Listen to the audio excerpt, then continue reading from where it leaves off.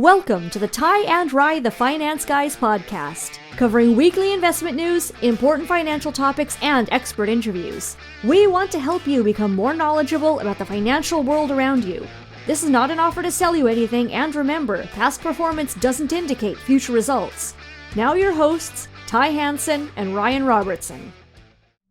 Hello and welcome. Ty Hansen, Ryan Robertson. How are you, Ty? I am well, my friend. How are you? Really, really good. Technology is great once you figure it out. Yes, it is. Everybody will Some notice. minor technical difficulties, but we got it figured out. Ty's got a new microphone and he sounds fantastic. Hopefully my beautiful, sultry voice comes through a little bit nicer. Oh, for it you wonderful absolutely folks out does. there. Oh, good. We got a good episode today. We just finished our little mini-series, Peak to Trough. Talked about a bunch Yes, of we did. different, what do you call them? Fairy tales? Chasing fairy tales? Unicorns? Unicorns? Yes. So we're following that up with the boring stuff now. This is going to be the anti speculation strategy. Well, and I think that this flows nicely, even though it's boring. We talked about this before in that series. Yes. That the real true time-tested ways to be successful, they're not sexy. They really aren't. And that's the crappy thing about this is, unfortunately, the human experience is such that we get drawn into the shiny thing. Yeah. You know what I mean? Or the snake oil. That's right. And Love it. And if yeah. So, but that's what I like about this is I think this is a nice little segue to, okay, here's all the ways that people have been kind of screwed over in investing strategies for the last, 25, 30 years. So, What's practical? what can we do? How Yeah. do we remedy that? How do we make sure we're successful? Yeah. So, Now, these are going to be the 5 things, maybe the 5 most important, maybe Yes. not, but they're our 5 that we think are important. I think these are the 5 most important. You're right. And I'm with you. And what is important about these things is so it's funny because when you look at it on paper, it's like it's really simple. But I will tell everybody listening, all 3 people, Yeah. that this really, even though it's simple, people don't do it. So many people, I meet with people all the time, all the frickin' time, who are blowing one of these things for sure. Yeah. And so And, we're going to go, these are not necessarily in order of importance. They are just to prove our point or make our point. yes, As a follow-up from the last few weeks. right. So you ready? 5 things. Here's number 1, Ty. We love this term. We've used it a few times. We have. Right? We used it last week. Sort of the check your FOMO at the door. That is exactly right. It is. Fear of missing out. It is. FOMO. It is the idea of buying lottery tickets. Yeah. That is not a strategy. It is not a plan. yeah.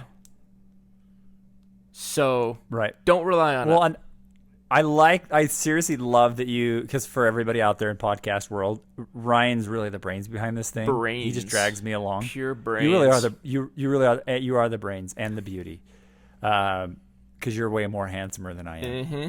Yeah. And so you just drag me along. But when you wrote this out, I love that you actually put that as a lottery ticket because, to be frank, that's the kind of stuff that I see all the time, and it's like, if you're expecting to hit big on crypto or cannabis or back in the day the .com bubble or real estate, like, again, if there's kind of this sentiment in the market that this is the end all be all strategy, right? Or tax liens or paying for somebody to coach you to this new world of amazing investing. It's like, yeah. Again, if that fear of missing out is there, you're doing it wrong. Yeah. You really are. So, and it goes back to this thing where basically what we're getting at is people want to sell you dreams. They want to sell you shiny things. They want you to believe that you can be extremely wealthy with this one idea or this one strategy 100%. or this one training or this one whatever. Right. And, look, there are going to be some people who hit it big. Somebody wins the lottery at some point. It's just a very small percentage of people. So hitting the lottery is not a strategy. There is no true magic. It's not. It's no true magic bullet that's going to solve your financial issues. Well, do you know what's funny about this too is that there's this kind of interesting theme, and this actually will come back to one of our other points, right? There's this interesting phenomenon that I'm noticing more and more. And we joked about it before in the Peak to Trough series, but it's this idea of like the banner ad. Yep. Right? Nope. What's scary though, I don't know if you've seen The Social Dilemma on Netflix. I highly recommend people go check out that little miniseries. It's interesting because it talks about how the way we absorb information now is so it's manipulated, right? And so think about that. It's like a lot of people are getting information through Facebook, through Instagram, through other social media apps, things like that, right? And those sources, they put you in what they call a lookalike bubble, right? Where they put you in this bubble so that you see and hear and have information that is similar to other people that are like-minded. Yeah. Right? Which because they're going to keep you in there longer. Well, the whole point of all of that is advertising. Right? Yeah. And so then the idea is, okay, well, if we want to sell a financial product, what do? We get into that niche, we make something look awesome, we get a hook, and we get people to give us money, right? And so, we market as a company, and we look at those same things, right? Yep. Now, again, so this is the point. It's like, if you think that there is a single product, and you've got to ask yourself that, right? And this is a big piece of retirement that people make a huge mistake with. If you look at that and it's like, oh wait, this is going to save me. This is going to be the thing that gets me there, right? Yeah. So again, you're consuming in this environment, you're consuming information. You get caught up into it, and then all of a sudden if you feel like, well, this is what's going to save me, it's like that's a huge mistake. Yeah.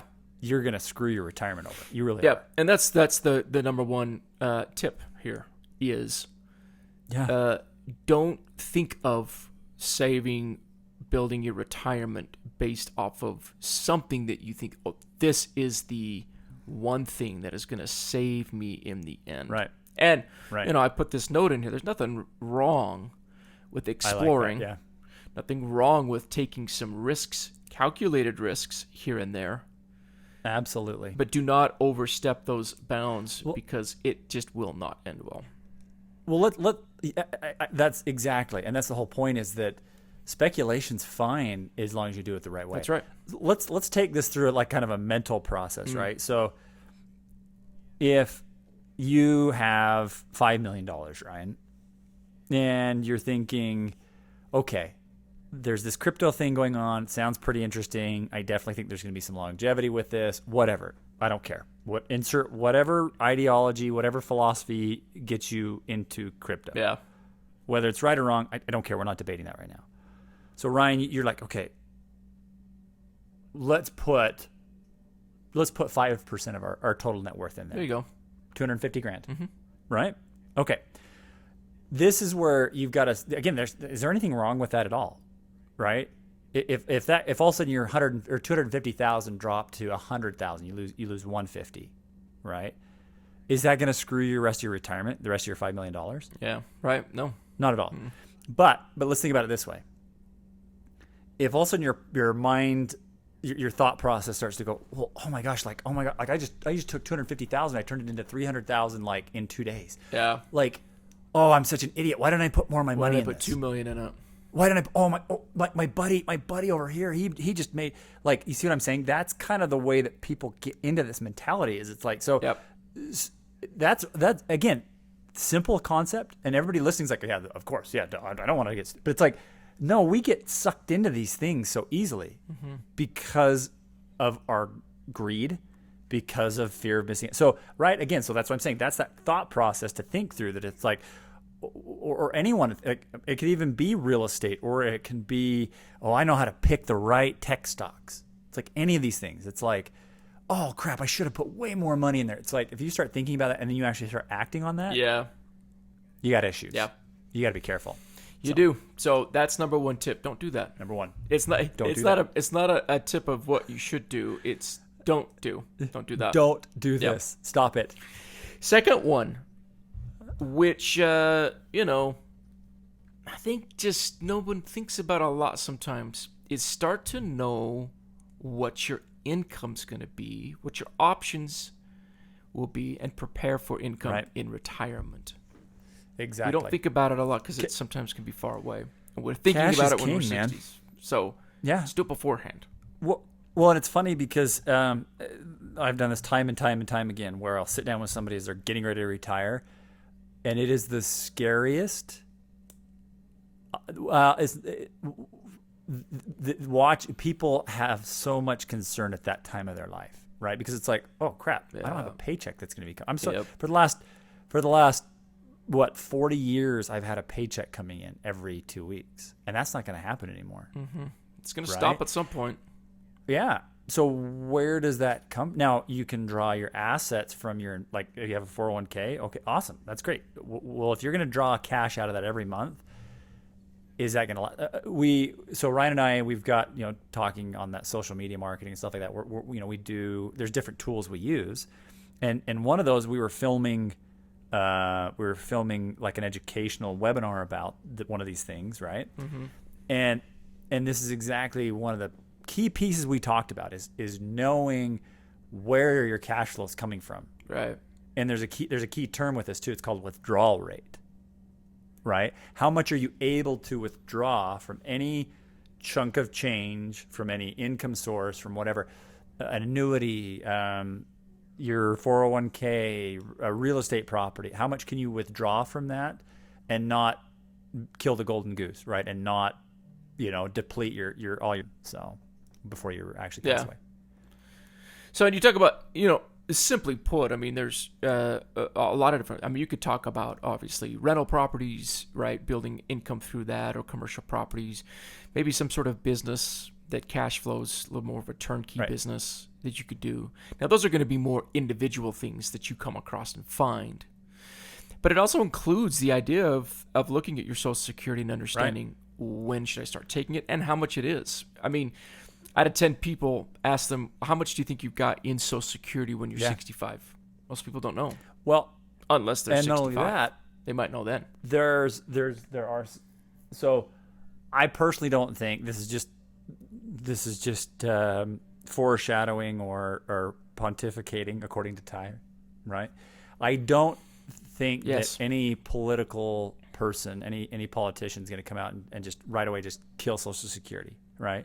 That's political suicide, right? Yeah.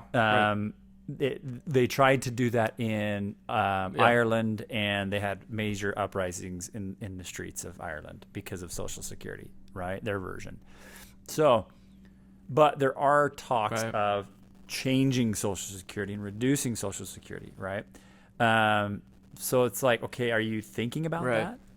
Are you understand? So what I would sum up this second point is not only do you need to know your it's preparing right with these income sources. It's knowing what do they look like. Are they really going to last forever? Do you have a pension? Do you not have a pension? Do you have this annuity? Do you have that property you're talking about? Did you buy a business? Like, are those finite? Are they going to stop?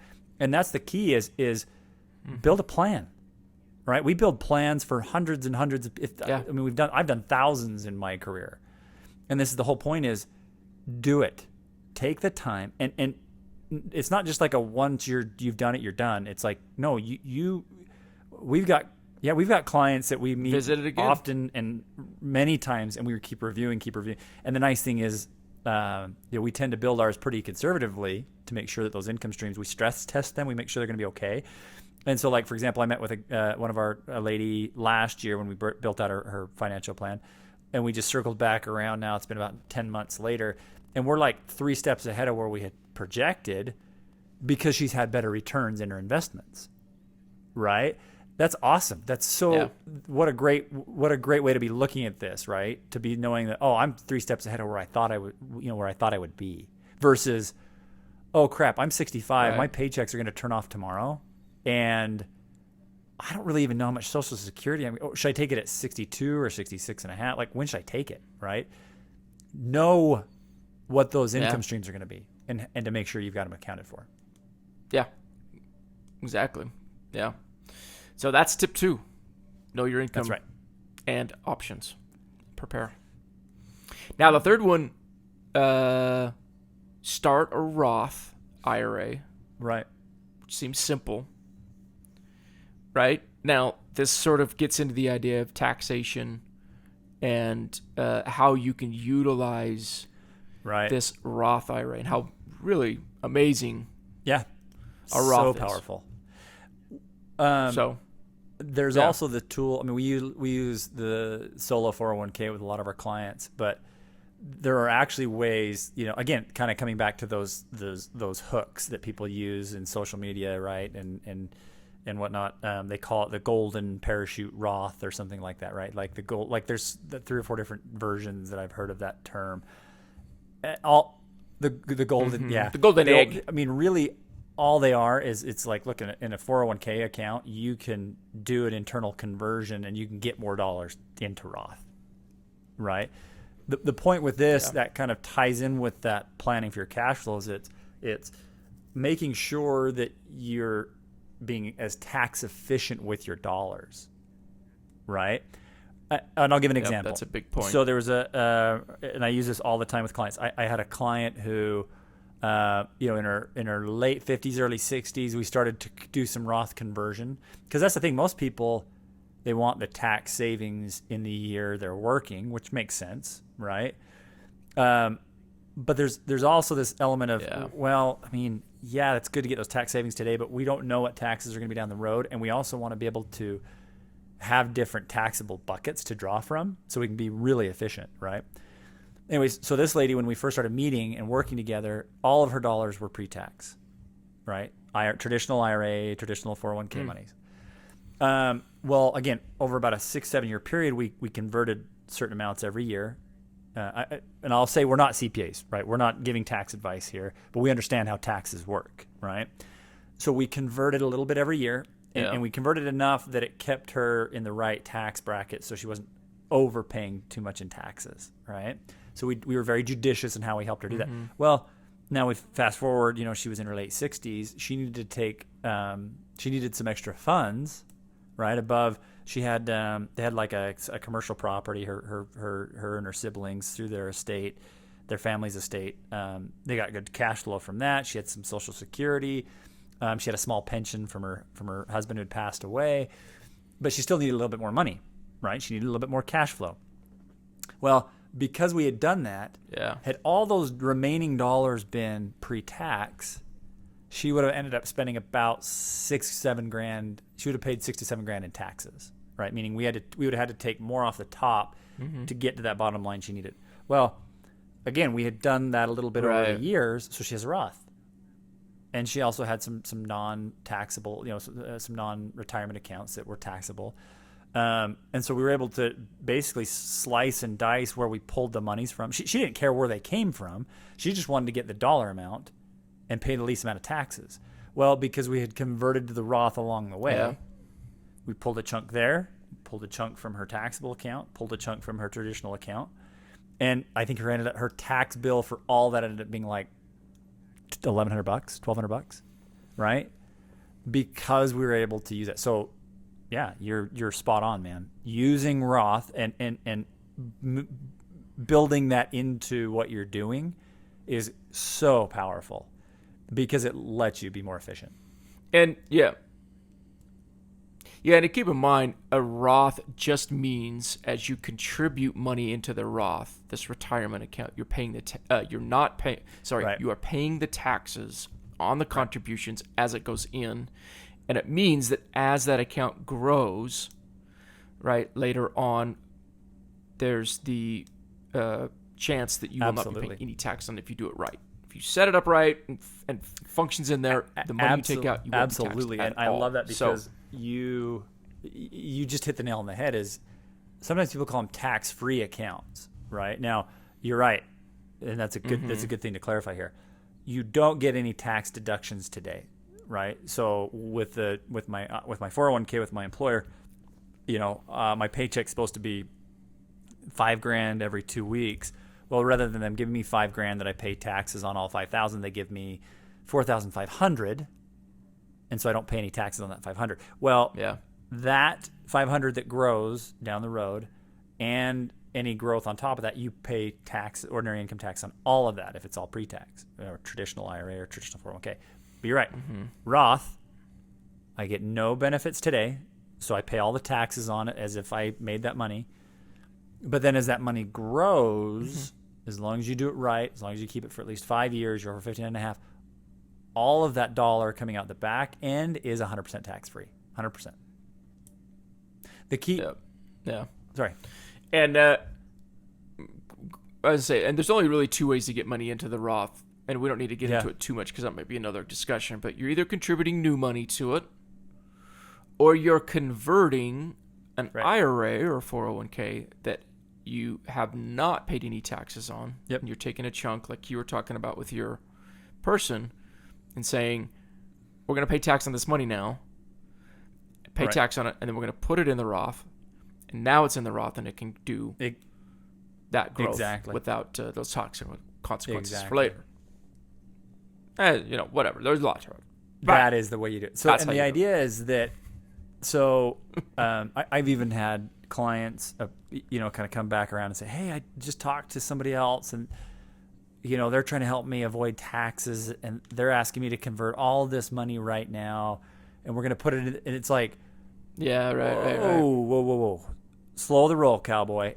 Right? Hold on. Like, You're talking when you pump convert, the brakes. You're taxed on all those dollars, right? And tax, there's margins to taxes, right? Before things jump up and start getting taxed more aggressively, right? Again, this is not tax advice. We're not CPAs. Right. So the idea is like, look, if you can be judicious about that, how much you use a little bit along the way. Again, this isn't the lottery. You don't win it all at once. It's kind of this slow, progressive, smart steps along the way. And you're exactly right. Using Roth dollars, the perfect retirement account when you are ready to retire. You have a third in pre-tax or traditional, a third in Roth, and a third in something that's taxable. You do that. If you're set up that way, you can play some pretty awesome. You can use some awesome tax strategies, some crazy powerful tax strategies. So. Yeah. Yep. Yeah, and the Roth is simple. I mean, even if all you can do is just set a little bit into it monthly, brand new money. It's a great idea.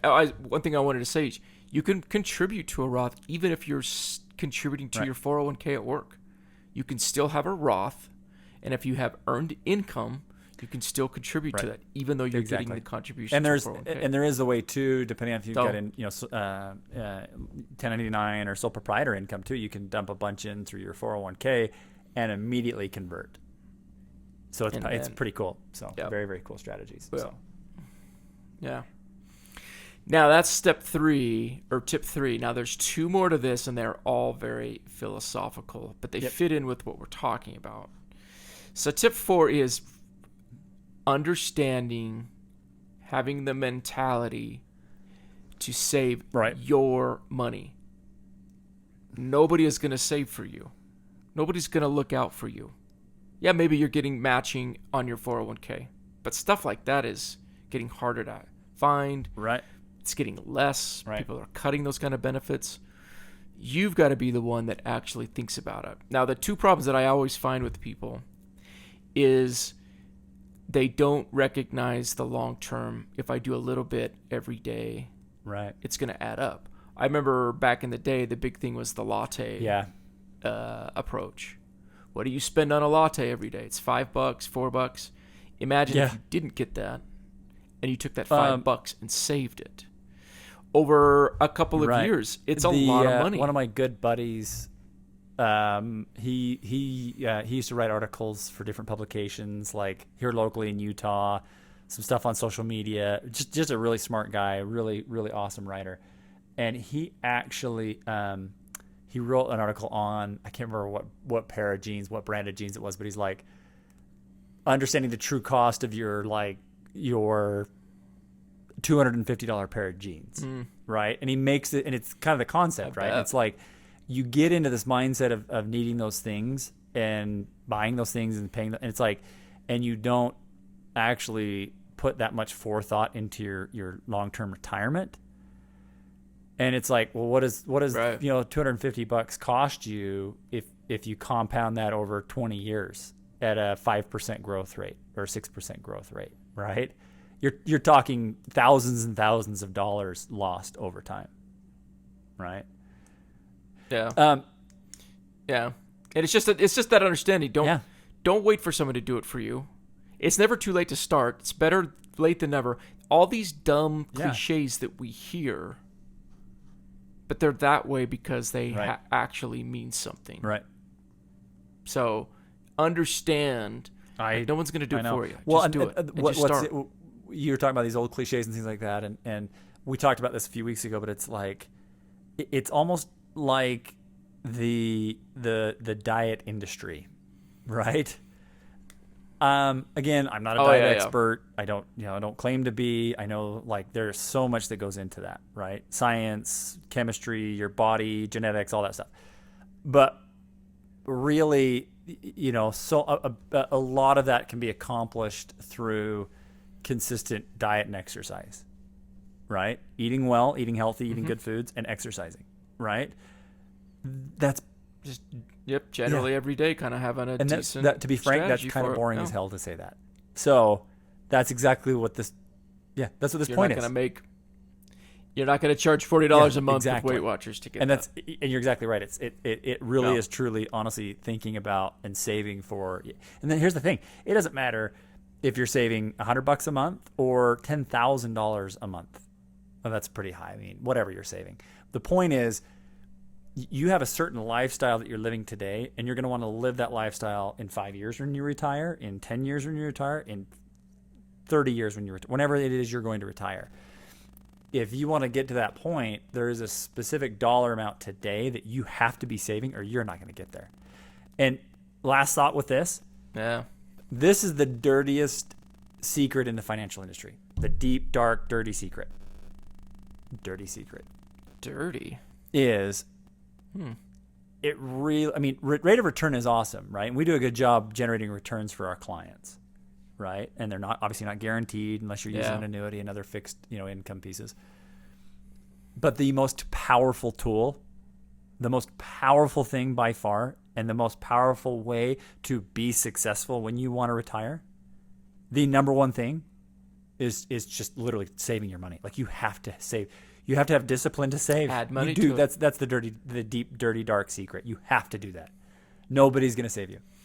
And I can guarantee you, they talk about the millionaire mind. No, go ahead. Go ahead. I like this. I'll get to mine first. You say yours. As you talk about the millionaire mind, or people that are wealthy, there is one thing that's common with them, is that they don't spend frivolously. Whether they're wealthy or not, there's that whole story about Jeff Bezos. He was already a billionaire with Amazon, still driving a 1993 Honda Accord in the early 2000s. All right, we talked about the dot-com bubble. He made it through. Why? Because he was kind of frugal. He wasn't lavishly spending money, and that's just something that people can't do. They can't go down a lifestyle. They can't. It's the Chris Rock said. Yeah, exactly. They can't go down a lifestyle. Well, and what's funny about that is if you don't do this, step 4, if you don't actually save money, what starts to happen is you then start to become more susceptible to what we talked about the very first thing. To, oh my gosh, well, shoot, I've kind of done a financial. I found this online financial planning tool, right? Which oh my gosh, one size does not fit all. You like this. There's so many moving pieces to these. But I found this thing online, and I need to have $500,000 saved up, and I've only got $200,000. I'm gonna take half of my money and I'm gonna put it all into these 3 or 4 cryptos that I've heard are amazing. You know what I mean? It's like, yeah.